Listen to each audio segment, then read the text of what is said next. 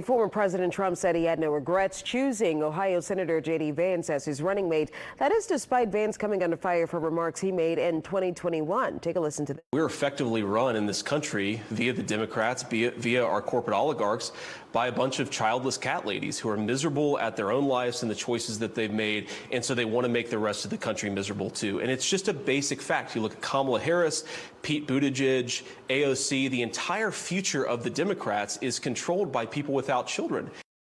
While Vice President Harris does not have biological children, she is a stepmother. Her husband's ex-wife defended Harris by telling CNN, quote, "For over 10 years since Cole and Ella were teenagers, Kamala has been a co-parent with Doug and I. She is loving, nurturing, fiercely protective, and always present." Transportation Secretary Pete Buttigieg called the comments hurtful, saying he and his husband were facing a difficult adoption process at the time. Arizona Senator Mark Kelly, who has been floated as a potential VP pick, also responded.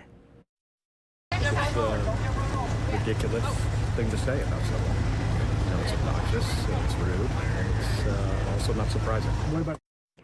Now, childless cat lady posts have since flooded social media. I'm sure you've seen them, with many sharing Taylor Swift's Time magazine cover where she's holding her cat, and others posting Taiwan's former president, who served for 8 years and used her cats in campaign ads. While actress Jennifer Aniston said on Instagram, quote, "Mr. Vance, I pray that your daughter is fortunate enough to bear children of her own one day," and referenced Vance's recent vote against IVF protections. However, Vance defended his comments today on Megyn Kelly's podcast.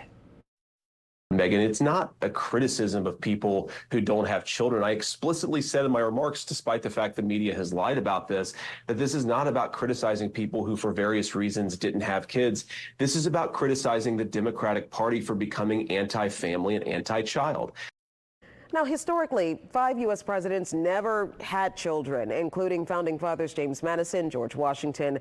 Washington viewed it as a positive once, writing, "I have no child for whom I could wish to make a provision, no family to build in, greatness upon, and my country's ruins." Now, remember, we had just gained independence from the British, so he felt it reassured the new nation that he couldn't pass down the presidency like a monarchy.